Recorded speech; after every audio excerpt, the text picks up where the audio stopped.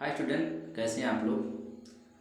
आज आपका फिर एक बार ग्रामर एजुकेशन एक ही चैनल में आपका स्वागत है। काफ़ी दिन से मैं वीडियो नहीं बना पा रहा था, जिससे आप लोग कमेंट कर रहे थे कि सर वीडियो क्यों नहीं आप बना रहे हैं।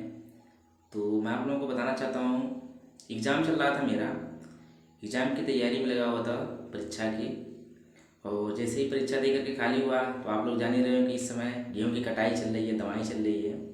इन सब काम काज की वजह से काफ़ी बिजी था काम काज में मैं, जिससे मैं वीडियो नहीं बना पा रहा था। और मैं भी काफ़ी परेशान था कि मेरे स्टूडेंट जो हैं कि वो पढ़ नहीं पा रहे होंगे, सोच रहे होंगे सर कोई वीडियो नहीं बना रहे हैं। तो बिल्कुल निश्चिंत रहिए आप लोग, मैं आप लोगों के लिए वीडियो लेकर के आ गया हूँ। आज से मैं डेली आप लोगों के लिए वीडियो एक लाऊंगा, जिससे आप लोगों को अंग्रेजी सीखने में बिल्कुल आसानी होगी। तो आप लोग बिल्कुल निश्चिंत रहिए, घबराना मत। आप जो कुछ भी आपके मन में कोई शंका हो, कोई संदेह हो, तो आप मुझसे कमेंट में पूछ सकते हैं। तो ये ज़्यादा बातें नहीं करेंगे, मैं आप लोगों को आज साइलेंट एल के बारे में और साइलेंट एन के बारे में पढ़ाने वाला हूँ कि कहाँ पर हमारा साइलेंट एन पढ़ा जाएगा और कहाँ पर हमारा साइलेंट की पढ़ा जाएगा, एल सॉरी एल पढ़ा जाएगा। तो अंग्रेजी में लिखा होता है एल, तो किसके बाद हम पढ़ेंगे साइलेंट एल। जैसे आप पढ़ते हैं जब इंग्लिश, तो कहते हैं आपको ये समझ में नहीं आता होगा कि कैसे कौन सा अक्षर कहाँ हो जाता है। आप समझते हैं कि इंग्लिश कैसा लैंग्वेज है, कहाँ एल तो लिखा हुआ है लेकिन एल पढ़ा नहीं जा रहा है। तो आप लोग बिल्कुल ना घबराएं, मैं आप लोगों के लिए लेकर के आ गया हूँ ये वीडियो। तो बस आप लोग देखिए ध्यान से वीडियो को, एक बार देखें, दो बार देखें, तीन बार देखें, जब तक समझ में ना आए आप देखते रहें। और देखने में समझ में ना आए तो आप जल्द एक काम करिए, फटाफट एक कापी ले लीजिए और एक पेन ले लीजिए। मैं जैसे पढ़ा रहा हूँ आप लोगों को बस वैसे ऐसे नोट करते चलिए। और हाँ, मैं आप लोगों को पहले भी कह रहा था, अब भी कहूँगा कि आप लोग जितनी भी मीनिंग मैं आप लोगों को दिखा रहा हूँ, जितनी मीनिंग मैं आप लोगों को बता रहा हूँ, उसको आप सब याद करते चलिए एक तरफ से, जिससे आपको ट्रांसलेशन जब करना होगा कोई कठिनाई नहीं होगी। तो आइए बातें नहीं करेंगे ज़्यादा, ले चलते हैं आप लोगों को। तो आज मैं आप लोगों को साइलेंट एल, सबसे पहले मैं साइलेंट एल के बारे में बताऊंगा। तो साइलेंट एल कहाँ पढ़ेंगे, आइए। ये क्या कह रहा है हमारा, देखिए ये लिखा क्या हमारा डी, मेरे साथ पढ़ते रहिए आप, डी के और एफ, योम एम से पहले लिखा हुआ एल साइलेंट रहता है। ये कह रहा है कि किसी भी शब्द में अगर डी लिखा है, के लिखा है, एफ लिखा है, योम एम से, डी के एफ योम एम से पहले अगर एल लिखा होता है तो एल को वहाँ हम साइलेंट पढ़ते हैं। साइलेंट का मतलब एल को नहीं पढ़ते हैं। समझ के बाद, मुझे आशा है आप जरूर समझ गए होंगे। नहीं तो मैं एक बार आप फिर बता देता हूँ, अगर किसी शब्द में डी के एफ योम एम से पहले एल लिखा होता है तो हम एल को नहीं पढ़ते हैं। समझ गए आप। आइए ले चलता हूँ, मैं आप लोगों को कुछ वर्ड लिख के रखा हूँ, कुछ मीनिंग, तो मैं उसको पढ़ना भी बताऊंगा आप लोगों को, उसकी मीनिंग भी बताऊंगा, अर्थ भी बताऊंगा। आप फटाफट याद करते चलिए, इसको नोट करते चलिए। आइए देखिए हमारा क्या है ये। इसे देखिए क्या लिखा है हमारा ये, क्या पढ़ेंगे इसे हम, पाम। इसे पाल में नहीं पढ़ेंगे, पाल में, पाल में नहीं पढ़ेंगे, पाम पढ़ेंगे। क्यों कि एम से पहले हमारा एल लिखा है, देखिए एम से पहले लिखा हुआ एल साइलेंट रहता है। तो एम से पहले हमारा क्या एल है, तो एल को क्या करेंगे, एल को हम नहीं पढ़ेंगे, इसे केवल पढ़ेंगे हम पाम। पाम मीन्स क्या होता है, हथेली, हमारे हाथ का जो हथेली होती है ना, उसको हम क्या बोलते हैं, पाम।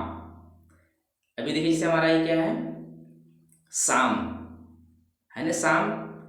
अब आप कहेंगे सर पहले तो पी लिखा हुआ है, तो बिल्कुल आप घबराइए नहीं, मैं इसके बारे में बताऊंगा पी कब साइलेंट पढ़ा जाएगा। बाकी बात करिए, तो क्या हो गया हमारा, देखिए शाम लिखा है, शाम का मतलब क्या होता है, भजन, भजन कीर्तन नहीं होती है जो, उसी को बोलते हैं हम शाम। ये क्या हमारा है, हाफ, हाल्फ नहीं पढ़ेंगे, इसे पढ़ेंगे हाफ। हाफ मीन्स क्या होता है, आधा या अधूरा। समझ गए आप। इसे देखिए क्या है, टॉक, क्या हमारा है, टॉक। टॉक का मतलब क्या होता है, बातें करना। टॉक मतलब होता है बातें करना। तो और कुछ मीनिंग लिख के रखा हूं मैं आप लोगों को, ये देखिए जैसे कि ये हमारा है, क्या हमारा है, काम। काम का मतलब क्या होता है, शांत। काम मीन्स क्या होता है, शांत, इसे देखिए बाम, बाल में नहीं है ये, बाम पढ़ेंगे, बाल में यल नहीं पढ़ेंगे। देखिए ना ऊपर लिखा हुआ है DKF, योम एम से पहले लिखा हुआ एल पराया साइलेंट रहता है। जैसे देखिए हमारा क्या है, एम से पहले एल है तो एल क्या होगा, साइलेंट हो जाएगा। क्या लिखा होगा, बाम। बाम में क्या होता है, मरहम या मलहम। जिसे आप बोलते हैं ना सर दर्द होता है तो बाम लेके आ, बाम लगा लो, सर में सर दर्द खत्म हो जाता है, उसको हम क्या बोलते हैं, उसको हिंदी में हम मरहम बोलते हैं, इंग्लिश में बाम बोलते हैं। समझ गए आप बात। ऐसे देखिए क्या लिखा हमारा, काफ। क्या पढ़ेंगे इसे हम, काफ। काफ मीन्स क्या होता है, बछड़ा। बछड़ा किसे बोलते हैं जान रहे हैं आप लोग, अगर जा रहे हैं तो कमेंट अवश्य करना। आइए ये क्या लिखा हमारा, देखिए फाक। फाल्क नहीं पढ़ेंगे, फाक। फाक मीन्स क्या होता है, जनसमूह। जनसमूह का मतलब जैसे वो क्या होता है, जैसे हम कोई कार्यक्रम जब करते हैं ना, वहाँ तरह तरह के लोग इकट्ठा होते हैं, गांव समाज के लोग इकट्ठा होते हैं, उसको हम क्या बोलते हैं, जनसमूह। जनसमूह, जनसमूह क्या बोलेंगे इंग्लिश में हम, फाक। फाक बोलेंगे, हो गया ना जनसमूह। आइए चलते हैं नेक्स्ट पेज पे। तो नेक्स्ट पेज पे मैं आप लोगों को पढ़ाने वाला हूँ साइलेंट एन के बारे में। क्या पढ़ा रहा हूँ आपको, नेक्स्ट पेज पे साइलेंट एन के बारे में पढ़ा रहा हूँ।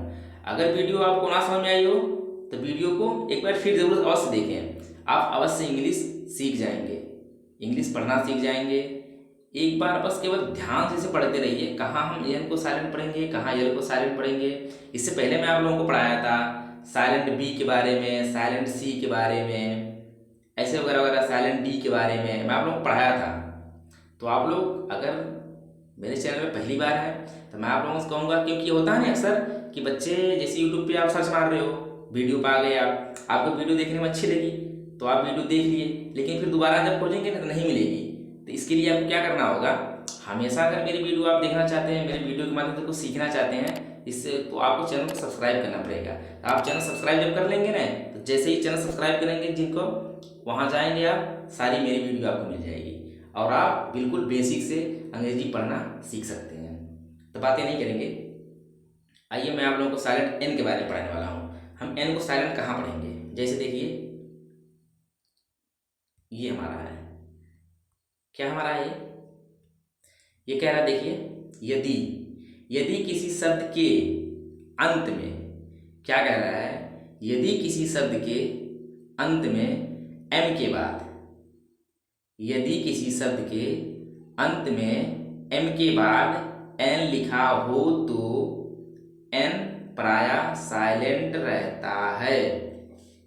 क्या कह रहा है, यदि किसी शब्द में, यदि किसी शब्द में अंत में एम के जस्ट तुरंत बाद एन लिखा हो तो एन को हम वहां साइलेंट पढ़ते हैं। समझ गए आप बात, एक बार फिर बता देता हूं, यदि किसी शब्द के अंत में, ध्यान से सुनिए बात मेरी आप, यदि किसी शब्द के अंत में एम के बाद एन लिखा हो तो एन प्रायः साइलेंट रहता है। साइलेंट मतलब क्या होता है, एन को हम नहीं पढ़ते हैं, केवल एम को ही पढ़ेंगे, जो पहले लिखा रहेगा उसी को पढ़ेंगे, एन को नहीं पढ़ेंगे। एम के बाद एन लिखा हो तो, सब सब हर जगह नहीं, हर जगह नहीं, ध्यान देना, हर जगह नहीं पढ़ सकते आप, हर जगह पढ़ेंगे तो आप गलत पढ़ेंगे। अगर किसी शब्द के अंत में जब लिखा हो एम के बाद एन, तभी हम एन को साइलेंट पढ़ सकते हैं, वरना नहीं पढ़ेंगे। समझ गए बात, मुझे उम्मीद आप जरूर समझ गए होंगे। तो ऐसे देखिए, जैसे, जैसे ये है ना हमारा, क्या लिखा हमारा ये, कालम। इसे क्या पढ़ेंगे, कालम। कालम मीन्स क्या होता है, खंबा। कालम मीन्स खंबा। जैसे बोलते हैं ना कि घर में जब हम घर बनाते हैं तो बोलते हैं ना कालम खड़ा कर दो, कहते हैं ना, अक्सर जानते हो जब गांव में घर जब बनता है, जब कोई भी घर में पक्का मकान बनाते हैं तो बोलते हैं ये कालम खड़ा हो गया, वो कालम खड़ा हो गया, इतने कालम खड़े हो गए, उसको हम क्या बोलेंगे हिंदी में, खंबा। इंग्लिश में कालम बोलते हैं और ये हिंदी में खंबा बोलते हैं। समझ गए बात, मुझे उम्मीद आप जरूर समझ गए होंगे। अच्छा देखिए डैम। डैम का मतलब क्या होता है, डैम। देखिए डैम, देखिए डैम, एन लिखा है ना, एन को नहीं पढ़ेंगे, डायमंड, डायमंड डैम हो जाएगा, डैम नहीं पढ़ेंगे, डैम। क्या पढ़ेंगे, मेरे साथ पढ़िए आप, डैम, बिल्कुल प्यार से, डैम। एन हमारा क्या हो गया, साइलेंट हो गया। तो क्या हो गया हमारा ये, डैम। डैम मीन्स क्या होता है, धिक्कारना। आप अक्सर ही मूवी वगैरह में, सीरियल वगैरह में बोलते हैं ना, यू आर डैम इट, बोलते हैं ना डैम इट, मतलब हम उनको धिक्कार रहे हैं या किसी बात से हम उसको प्रेरित कर रहे हैं, उनको जैसे कोस रहे हैं। कोसना होता है ना, जैसे किसी भी बात को लेकर के किसी को कोसना, किसी को धिक्कारना। जैसे होता है ना, घर में हम कोई काम कर, कोई हमसे अगर कोई काम गलत हो जाता है तो हमारे माता पिता डांटते रहते हैं, हमेशा कोसते हैं किसी बात के लिए। एक ये किसी भी काम के लिए हमेशा बार बार कहते हैं ना, उसी को क्या कहते हैं, धिक्कारना या कोसना। ये अच्छी चीज़ है, किसी को कोसना मतलब जैसे फिर दोबारा वो इंसान वो गलती ना करे, उसी को हम क्या कहेंगे, धिक्कारना। किसी भी काम के लिए क्या होता है, डैम बोलेंगे। डैम होता है धिक्कारना। ये क्या हमारा है, कंडेम। क्या पढ़ेंगे इसे हम, कंडेम, कंडेम, कंडेम पढ़ेंगे। कंडेम मीन्स क्या होता है, निंदा करना। कंडेम मीन्स भी होता है निंदा करना। निंदा करना का मतलब क्या होता है, जैसे किसी की बुराई करना, किसी की बुराई करना, किसी की निंदा करना नहीं कहते हैं। आप हिंदी वगैरह जरूर जानते होंगे, कोई भी किसी भी कहीं चाहते हैं आप तो आप जरूर ये बात सुने होंगे कि वो आदमी फला आदमी की निंदा कर रहा था, बुराई कर रहा था। तो आप बिल्कुल दूर रहिए, किसी की बुराई ना करिए, किसी की बात इधर की उधर ना करिए, क्योंकि आप एक शिक्षित बच्चे हैं, आप लोग पढ़ाई कर रहे हैं, आप देश के भविष्य हैं। बिल्कुल किसी की बुराई नहीं करना चाहिए, किसी की निंदा नहीं करनी चाहिए। समझ गए बात आप, मुझे उम्मीद है आप जरूर समझ रहे होंगे। बिल्कुल प्यार से पढ़िए, अच्छे से पढ़िए। जो चीज़ ना समझ में आए, कोई मीनिंग समझ में ना आए, किसी का अर्थ आपको ना समझ में आए, कोई चीज़ आपको पढ़ने में दिक्कत हो, बिल्कुल आप हमें कमेंट करके पूछ सकते हैं। मैं पूरी कोशिश करूँगा आप लोगों को अच्छे से अच्छे तरीके से पढ़ाने की और अच्छे से अच्छे तरीके से सिखाने की। तो आइए, हो गया हमारा कंटेंट तक हो गया। इसका मतलब क्या होता है, निंदा करना। अब मैं बार बार आपसे ही कह रहा हूँ कि जितनी भी मीनिंग मैं आप लोगों को बता रहा हूँ, जितनी भी मीनिंग मैं आप लोगों को लिख के दिखा रहा हूँ, सब चीज़ आप एक कापी पे नोट करते चलिए और इसको याद करते रहिए। क्योंकि जब मैं आप लोगों को ट्रांसलेट करना बताऊँगा ना, तब आपको कोई दिक्कत नहीं होगी ट्रांसलेट करने में, क्योंकि मैं ट्रांसलेट में होमवर्क भी दूंगा ना आप लोगों को, जिससे आप लोग कमेंट में करके मुझे बताइए कि तभी तो मुझे पता चलेगा ना कि हाँ बच्चे पढ़ रहे हैं या सीख रहे हैं, क्या कर रहे हैं। क्योंकि इंग्लिश ऐसी चीज़ है ना, इंग्लिश तो आप जानते होंगे, कभी पेपर चल रहा था ना हाई स्टूडेंटर का, तो बच्चे कितने कमज़ोर होते हैं इंग्लिश में, सही से पढ़ नहीं पाते हैं, उनको मीनिंग नहीं याद होती है, उनको याद करने में दिक्कत होती है, परीक्षाएँ लिखने में दिक्कत होती है, सब चीज़ में दिक्कत होती है। तो आप ये चीज़ आज से ही शुरू कर दीजिए। आप ये चीज़ दिमाग में बैठा लीजिए, मुझे याद करना है तो याद करना है, मुझे इंग्लिश सीखना है तो सीखना है, बस। तो बिल्कुल मेहनत से पढ़िए, अवश्य आप सीख जाएंगे। ऐसे देखिए क्या हमारा है, सोलम। क्या पढ़ेंगे इसे हम, सोलम। एन से पहले क्या है, एम है, तो क्या हो गया हमारा, एन साइलेंट हो गया। देखिए एम के बाद एन है ना हमारा, क्या हो गया हमारा, एन साइलेंट हो गया। सोलम क्या होता है, गंभीर। सोलम क्या होता है, गंभीर। तो मुझे आशा है आप जरूर समझ गए होंगे वीडियो। आपको अगर समझ में नहीं आई हो तो अब वीडियो को 2 बार देखिए, 3 बार देखिए, 4 बार देखिए। तो अब मिलेंगे नेक्स्ट क्लास में। नेक्स्ट क्लास में आप लोगों को पढ़ाने वाला हूँ साइलेंट पी के बारे में और साइलेंट क्यू के बारे में। क्या पढ़ाऊंगा नेक्स्ट क्लास में, साइलेंट पी के बारे में और साइलेंट क्यू के बारे में। वीडियो देखने के लिए धन्यवाद। जय हिंद दोस्तों, अब मिलेंगे नेक्स्ट क्लास में।